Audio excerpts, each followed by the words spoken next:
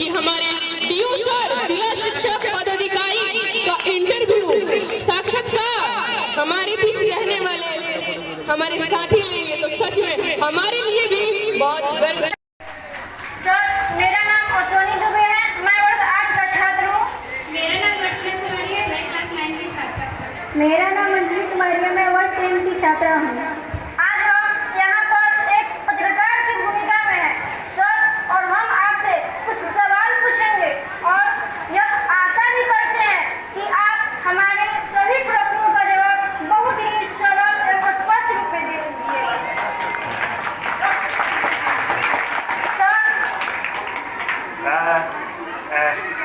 मनोज जी बहुत धर्म संकट में ला दिए हुए हैं। मैंने जो अपना लास्ट इंटरव्यू दिया था, इंटरव्यू वैसे बहुत दिया है, लास्ट इंटरव्यू जो दिया था मुझे याद है 16 अगस्त 1996। बहुत सारे बच्चे मेरे इसमें जो है पैदा नहीं हुआ, कोई नहीं हुआ। जब मैंने बीपीएससी का इंटरव्यू दिया था 40वीं बैच का, तो उसके सर, वैसे तो हमारा विद्यालय पहले से ही निर्धारित समय के पूर्व खुलता है और निर्धारित समय के बाद बंद होता है। यहाँ पर सीखने सिखाने का एक अच्छा माहौल है। शिक्षक भी काफी मेहनती है। अनुशासन का पालन किया जाता है। सीखने सिखाने के लिए अनेक प्रकार के टूल्स मौजूद हैं। और इतनी नहीं सर, हमारे विद्यालय में कंप्यूटर लैब है, स्मार्ट क्लासेस, एक अनोखा सा पुस्तकालय है, खेलकूद की पर्याप्त सामग्री है, पर्याप्त बेंच भी है, पोशाक की राशि मिलती है, सर्टिफिकेट भी मिलती है, भोजन क्वालिटी का भी मिलता है। और सर, सबसे बड़ी बात यह है कि हमारे विद्यालय में एक बेहतरीन प्रधानाध्यापक भी है। इसके बावजूद भी सर, हम लोग के मन में इस बात का संशय बना रहता है कि क्या हम सरकारी विद्यालय में पढ़कर आपकी ही तरह एक उच्च पदाधिकारी बन सकते हैं सर?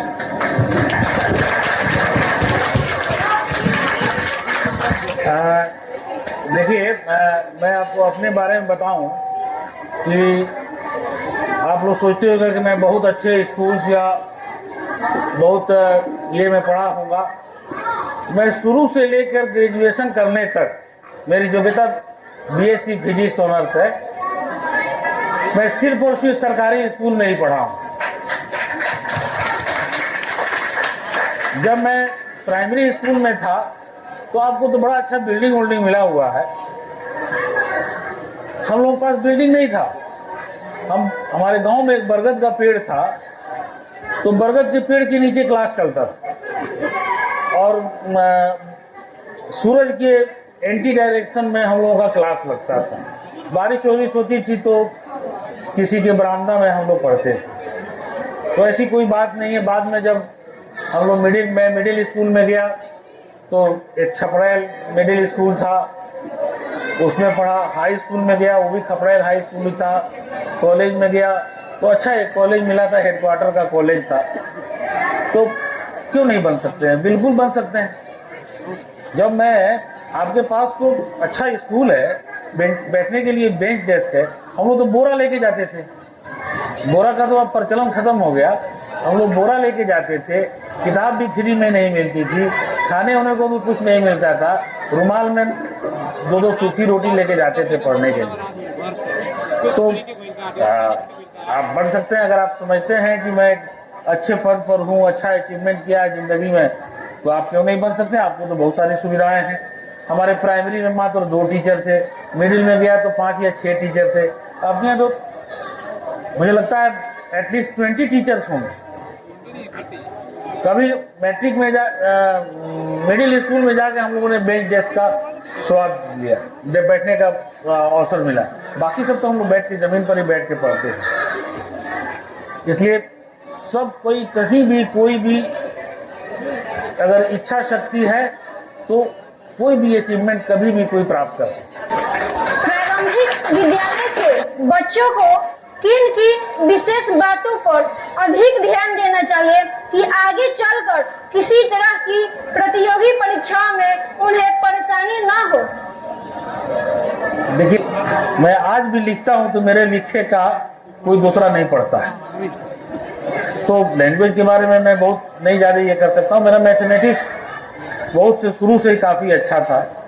मैं समझता हूँ कि दो चीज़ जो सरकार ने रखा है कि पहले क्लास में भाषा और गणित पढ़ना है, तो वो बेसिक चीज़ है और इसी दो चीज़ पर ध्यान दीजिए, बाकी सब चीज़ें जो है ऑटोमेटिकली समझ में आने लगती है। भाषा बोलना सिखाता है, गणित जो है प्रयोग करना सिखाता है। ये सच्चाई है सर कि सरकारी विद्यालय में अधिकतर अभावग्रस्त परिवार के ही बच्चे पढ़ने आते हैं।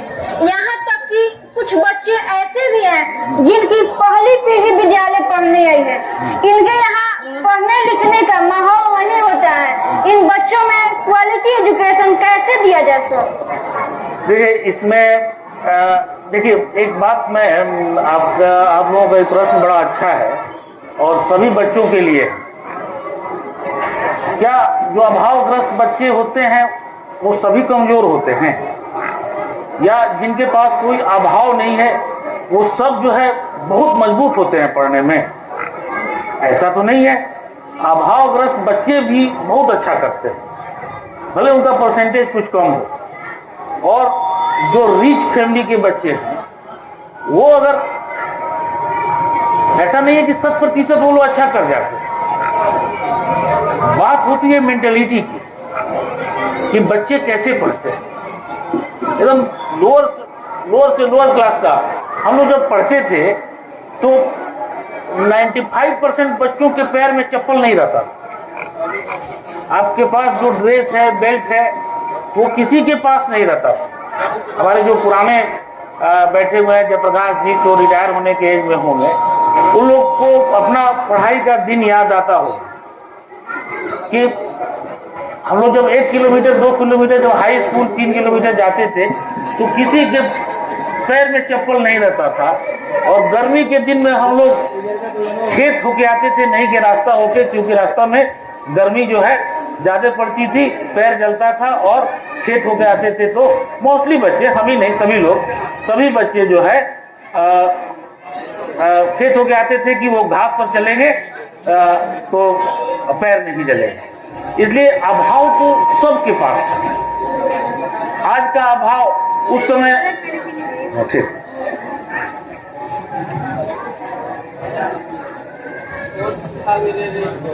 तो उस समय अभाव जो है सबके पास था, लेकिन फिर भी हम लोग पहुंचे यहाँ पर क्योंकि इच्छा शक्ति थी। हमारे पेरेंट्स ने, हमारे अभिभावकों ने हमको सपोर्ट किया। हम एक अपने जीवन की बहुत अच्छी कहानी आपको सुनाते हैं। इसमें बच्चों को सीखना चाहिए। आवाज जा रही है ना? मैं एक जगह पोस्टेड था। मैं हर बच्चे के साथ इंटरव्यू जब करता हूँ, वो एक लड़की है यहाँ की, सोनी कुमारी, वो जरूर मेरी कहानी वो जानती होगी। या कुछ बच्चे थे जो हमारे क्रैश कोर्स में गए थे, उनको मैंने ये कहानी सुनाई थी। हमारे एक जिला पदाधिकारी हुआ करते थे, उनके बच्चे को संस्कृत नहीं आती, तो उन्होंने कहा कि एक ऐसा ट्यूटर खोजो जो मेरे बच्चे को संस्कृत पढ़ा सके। मैं गया सबसे पहले, और जो सबसे प्रकांड विद्वान थे जिला के संस्कृत के, उनको पकड़ के ले आए और डीएम साहब का हमने जो है इंटरव्यू करा दिया। डीएम साहब ने कहा कि जो है नहीं, ये बढ़िया नहीं पढ़ा सकता है मेरे, ये बढ़िया टीचर नहीं है, कैसा टीचर भेज देता है हमको, दूसरा टीचर भेजो। ध्यान से सुनिएगा, मैं दूसरा टीचर को भी भेजा जो थोड़ा सा उनके लेवल से थोड़ा सा कम थे, लेकिन संस्कृत के बहुत नामियल टीचर थे। उनको भी फेल कर दिया और नाराज हो गए कि कैसा टीचर तुम भेजते हो, कोई पसंद हमको नहीं पड़ रहा है। अब डीएम साहब नाराज हो जाए, डीएससी क्या करेगा? उस समय मैं जिला शिक्षा अधीक्षक हुआ करता था। मेरा एक बीओ था, कहा कि सर रुकिए, अब सारा आदमी परेशान हो गया कि भाई कौन टीचर जाए जो इनको पसंद आ जाए। सारा बढ़िया प्रकांड विद्वान जो है सारा जाके फेल हो गया। तो एक सिंपल उसने कहा कि सर हम एक बच्चे को भेजते हैं, उसका इंटरव्यू कराइए डीएम साहब। वो बहुत गरीब घर का बच्चा था, ट्यूशन करके पढ़ता था, ग्रेजुएशन में ट्यूशन पढ़ाता था। कहा कि सर ये तो हालांकि संस्कृत का टीचर नहीं है, लेकिन बच्चों को सब सब्जेक्ट पढ़ाता है। वो जो है इसको इंटरव्यू में भेजिए, ये पास कर जाएगा। बहुत डरते डरते 10 दिन बाद खोजने में लगा हम लोग। 10 दिन बाद हम लोगों ने जो है उस टीचर को भेजा।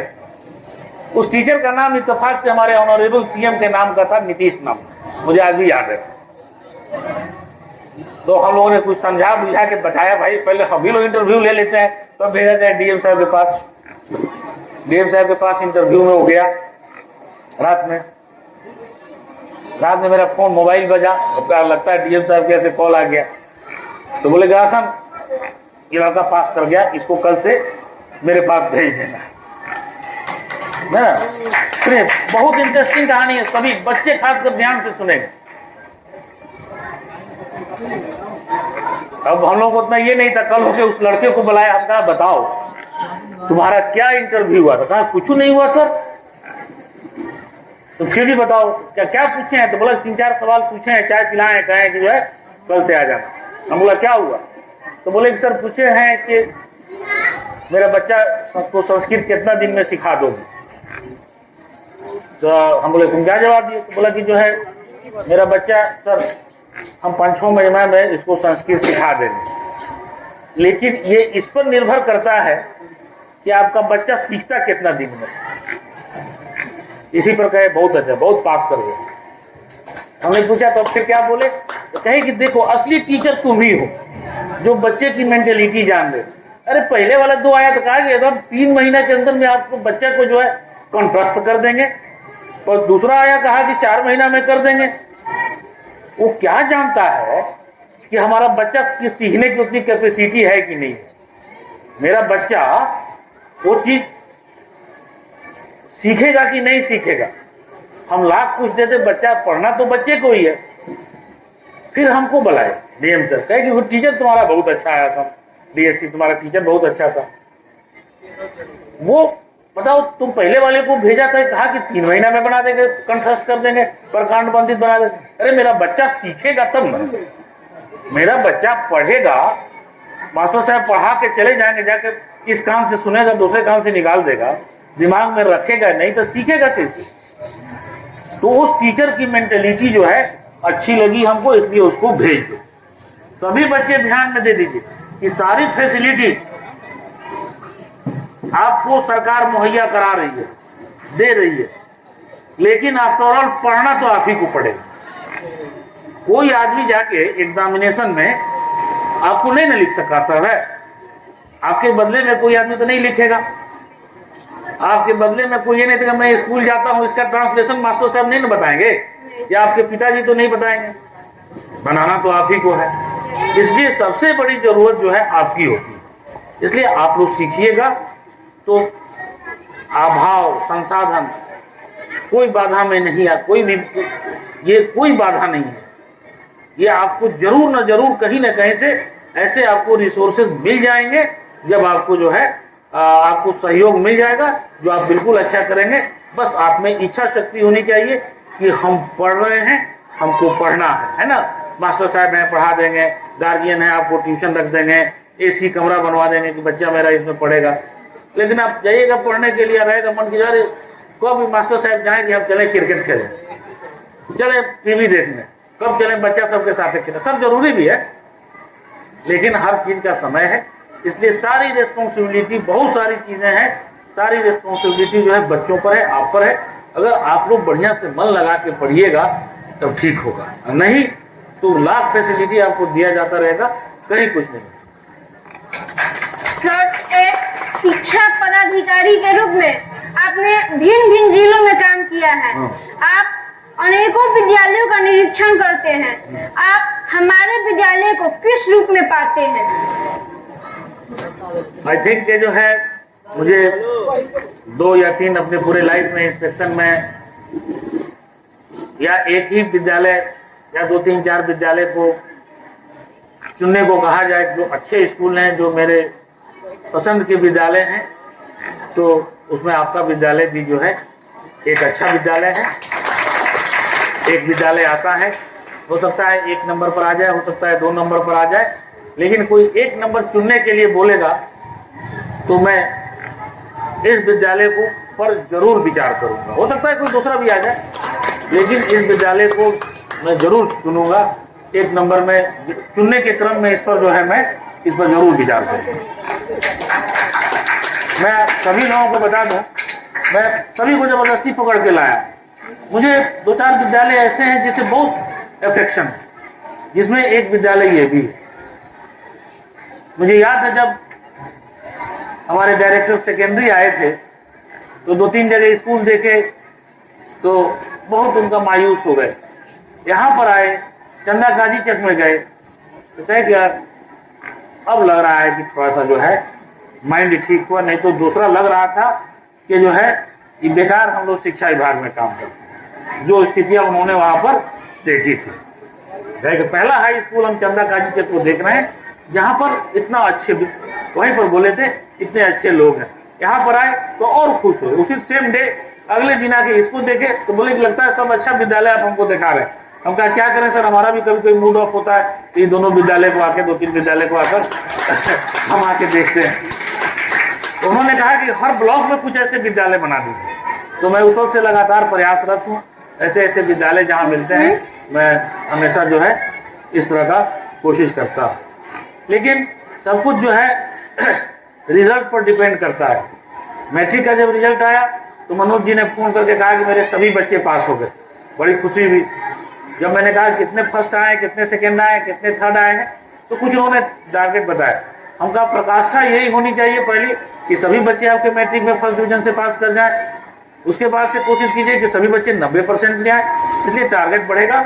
अच्छा है। हाँ, आपका स्कूल को मैं आई थिंक बहुत सारी जगहों पर बहुत अच्छे अच्छे स्कूल्स मैंने देखे हैं, लेकिन जो व्यवस्था है, जो शिक्षकों का आपस में मेल जोल है, पता नहीं मेरे सामने होता है या पीठ पीछे भी होता है, बट काफ़ी सुंदर है और आपसी समन्वय ग्रामीण।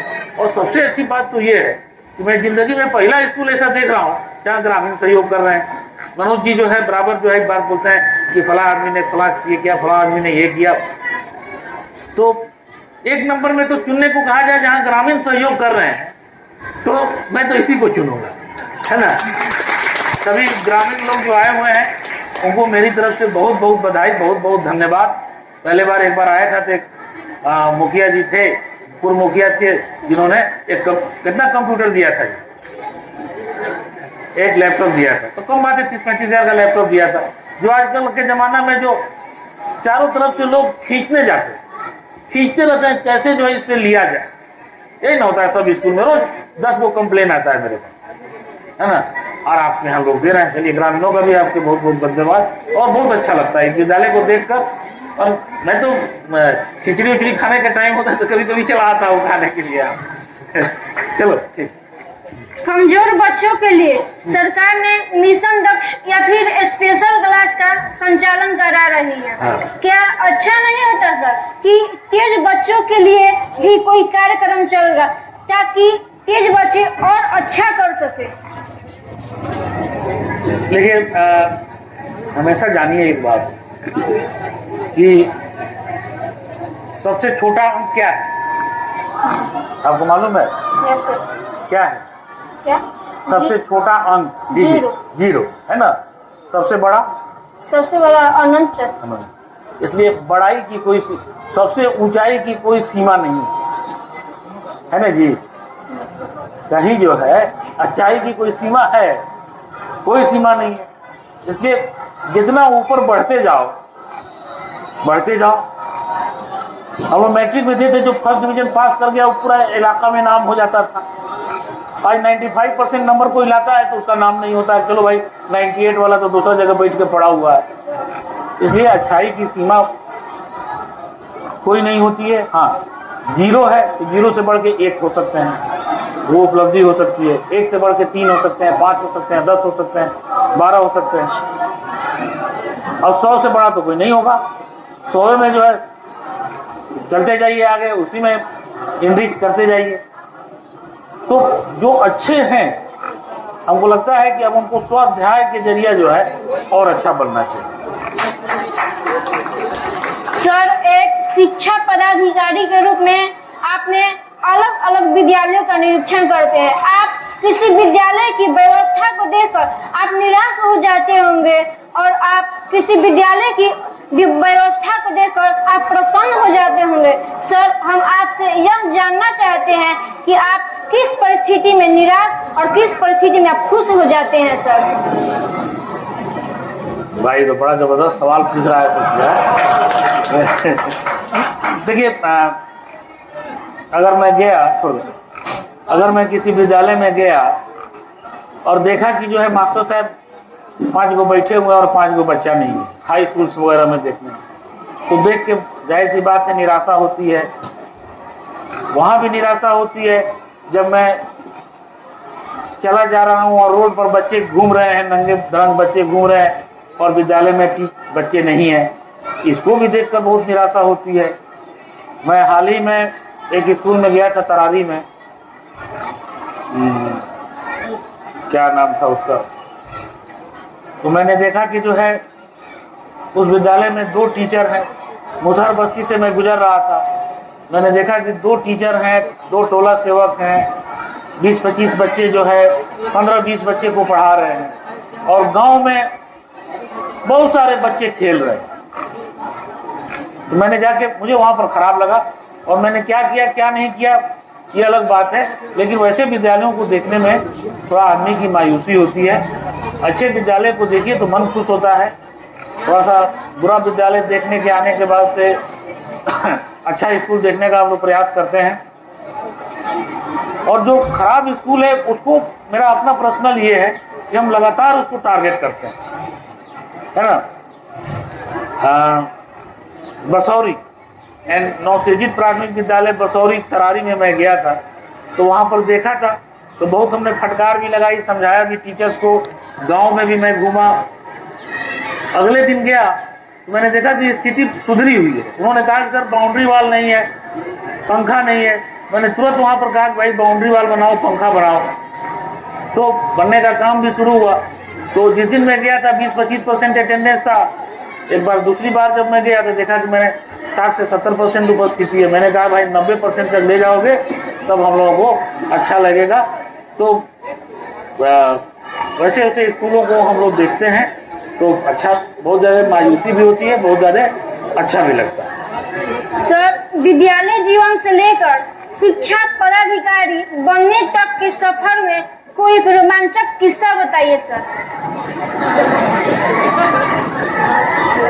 बहुत सारे रोमांचक किस्से हैं भाई।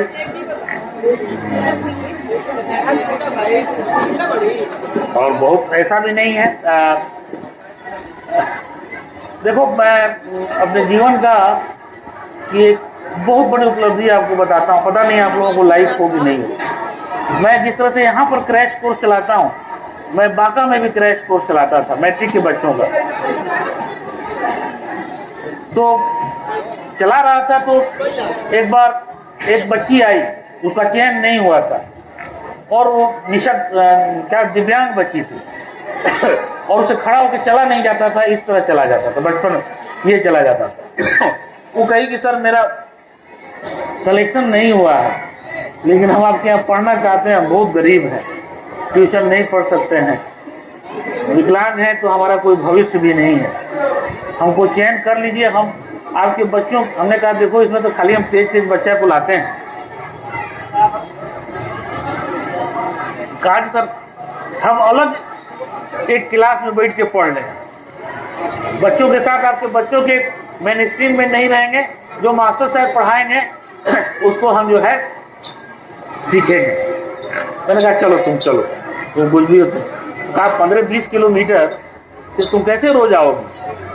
तो बोली कि जो है एक और बच्ची मेरे गांव की सिलेक्शन हुई है, उसके फादर टेम्पू चलाते हैं, उसको टेम्पू से सवेरे लेके आके छोड़ जाते हैं, बार में लेके चले जाते हैं, फिर 2 बार ऐसा करते हैं, बीच में वो अपना सवारी धोने का काम करते हैं। 15-20 किलोमीटर दूर था।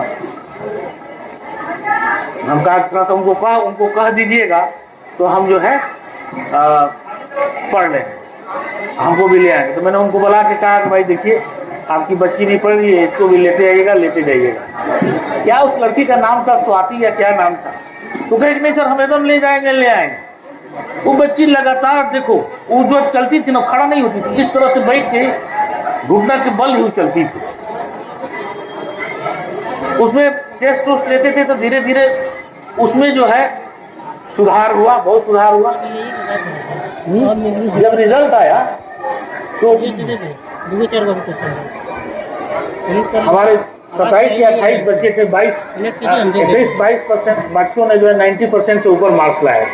बस एक और ही लास्ट में हम क्योंकि उसको हमारे मेन स्ट्रीम में वो लड़की नहीं थी तो हम उसके बारे में ज्यादा पूछे भी नहीं। सुबह सुबह में 6:30 बजे 7 बजे देख रहे हैं कि हमारा फोन का घंटी बज रहा है। कौन इतने सवेरे सवेरे फोन कर दिया गुस्सा में, तो देख रहे हैं एक अननोन नंबर से कॉल आ रहा है। तो उसी लड़की के पिताजी का कॉल था, करेंगे सर हजूर बहुत खुशखबरी है भोजपुर वहां मगधी में। हम कहा क्या है सर, मेरी बेटी फर्स्ट डिवीजन से पास कर, जो फेल होने वाली बच्ची थी वो फर्स्ट डिवीजन से पास कर। मुझे लगता है मुझे बहुत खुशी इतना ये में हालांकि किया हम लोगों ने कुछ नहीं, हमारे टीचर्स ने पढ़ाया इस तरह के, लेकिन उसका मेहनत देख के, उसका ये देख के बहुत जो है हमको खुशी हुई। ये बहुत रोमांचक पल था मेरे लिए। वैसे रोमांचक पल निजी तौर पर तो बहुत होते हैं, है ना जी। जब मैं बहुत दिन तक बेकार था तो पहली बार मेरा बीपीएससी का जब रिजल्ट आया तो वो जो है बहुत खुशी की बात हुई। ये भी एक था, ये रोमांचक पल ये भी था। कहीं अचीवमेंट होता है कि जो भी होता है ना, तो हमको जो लगता है कि वो पल जो है एक बहुत अच्छा रोमांचक पल था। ऐसा सवाल है कि क्या कहा जाए, हम भी तो हर एक पल जो है रोमांच में जीता है। तुम लोग मेरा इंटरव्यू ले रहे हो, ये भी एक रोमांच है। सर आज का अंतिम सवाल, ऐसे तो सर हमारे विद्यालय की अनेकों विशेषताएं हैं।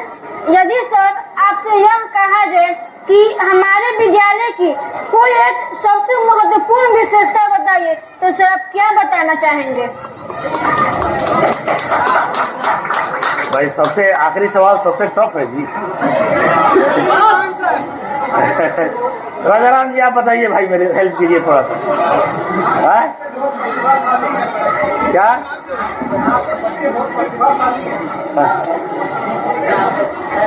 हाँ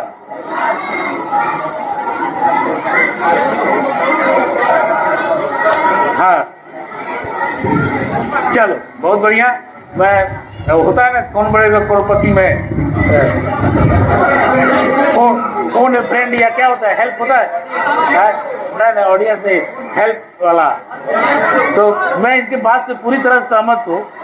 और सबसे अच्छा तुम लग रहे हो भाई, तुम तीनों लग रहे हो इस विद्यालय के लिए। या दो जो है कहाँ गया था जो अनाउंस कर रहा था सर, चलो ये लोग लगे है ना। और तुम्हारे प्रिंसिपल साहब भी, आइए मनोज जी। ये तुम 6 जो है, हालांकि सभी हैं, तुम बच्चों का रिप्रेजेंट कर रहे हो और प्रिंसिपल साहब जो है तुम्हारे यहाँ का इसको रिप्रेजेंट कर रहे हैं। तो बैठे रहो है ना। तो मुझे तो लगता है कि इस विद्यालय का एक 5-6 आदमी सबसे अच्छा है। मैंने इस विद्यालय के सभी को रिप्रेजेंट करते हुए बहुत अच्छे हैं। चलो हम तुमसे सवाल हो गया, इंटरव्यू खत्म, मार्किंग वार्किंग दे देना। क्या कोई मैसेज देना चाहेंगे सर?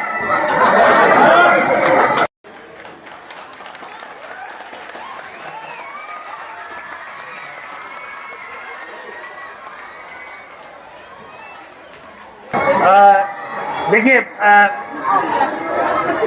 मैं आप सबों को यही मैसेज देना चाहता हूँ कि आपके प्रिंसिपल साहब मुझसे जो कहते हैं ये प्रोवाइड कर दीजिए, और मेरे हाथ में होता है तो मैं उसे कर देता हूँ। बड़ा लोग कहता भी है कि खाली सर जो है गंगारे पर ध्यान देले बानी, हमनी पर ध्यान देती है ना जी। आज भी अगर मनोज जी कुछ कहेंगे हमारे बस में होगा तो हम जरूर कुछ करेंगे। लेकिन हम आपसे यही कहना चाहते हैं, मैसेज है सभी बच्चों का, कि आपको सारी सुविधा दे दिया गया और वो संस्कृत वाली जो कहानी हम लोगों ने सुनाई थी उसको फॉलो कीजिएगा, खूब पढ़िएगा, जो होमवर्क मिलता है उसको जरूर बनाइएगा, उसको जरूर सीखिए। यही सब अगर आप लोग 100% मार्क्स लाते हैं तो हमको लगेगा कि हम लोगों ने जो इस विद्यालय के लिए किया है वो उसका रिजल्ट मिल रहा है। इसलिए सभी बच्चे आप लोग मेरे तरफ से ये संदेश समझिए, अभिभावक अगर लोग हैं तो इसको फॉलो कीजिए कि सारी सुविधाएं मिल गई हैं। अब पढ़ना आपको है, पढ़ाना टीचर्स को है और मॉनिटर करना आपके गार्जियंस को है। हमारे बहुत सारे टीचर्स भी आए हुए हैं, हम उनको जबरदस्ती पकड़ के लाए कि चलिए देखिए यहाँ का माहौल, यहाँ का ये। मैं ये नहीं कहता हूँ कि आप लोगों का माहौल खराब है या आप इससे अच्छे नहीं हैं, अच्छाई की कोई सीमा नहीं होती, लेकिन कोशिश कीजिए ये एक अच्छा स्कूल बन जाए आपको। इनके यहाँ हाई स्कूल में भी 85% उपस्थिति रहती है, मैं खुद आके देखा हूँ, जहाँ पर कभी भी किसी भी हाई स्कूल में 50% से 60% से ज़्यादा उपस्थिति नहीं रहती है। चंदा काजी चक में भी उपस्थिति रहती है, लेकिन तो हम आप टीचर्स को लिए मैसेज ये देना चाहते हैं कि भाई सबसे पहले उपस्थिति पर ध्यान दीजिए, उपस्थिति हो जाए। एक एक चीज़ को, अपना विद्यालय को अपना घर समझ के एक एक चीज़ बनाइए, छोटी छोटी चीज़ों को भी ध्यान दीजिए, है ना। छोटी छोटी चीज़ों को ध्यान नहीं देने से बड़ा आप लोगों को तो परेशानी हो ही जाती है, हम लोगों को भी परेशानी हो जाती है। होमवर्क दीजिए, जांच कीजिए, जांच का बढ़िया तरीका हो, यही हम आप सभी को जो है, जो बच्चे हैं, जो टीचर्स हैं, हम सबों को मैसेज देना चाहते हैं। साथ ही साथ बहुत देर हो गई है, विद्यालय परिवार को बहुत बहुत आभार, सभी बच्चों का, सभी आए हमारे शिक्षकों का। एक बड़ा अच्छा बड़ा सुंदर कार्यक्रम आप लोगों ने कराया। धन्यवाद सर, आपने हमारे सभी प्रश्नों का जवाब बहुत ही सरल एवं स्पष्ट रूप में दिया है। हम आपके बताए हुए मार्ग पर चलने का जरूर प्रयास करेंगे। एक बार फिर से बहुत बहुत धन्यवाद। एक मिनट मेरी बारी। तब से आप सबने क्वेश्चन सुना, लेक्चर सुना, तो इतने बेहतरीन तरीके से जैसे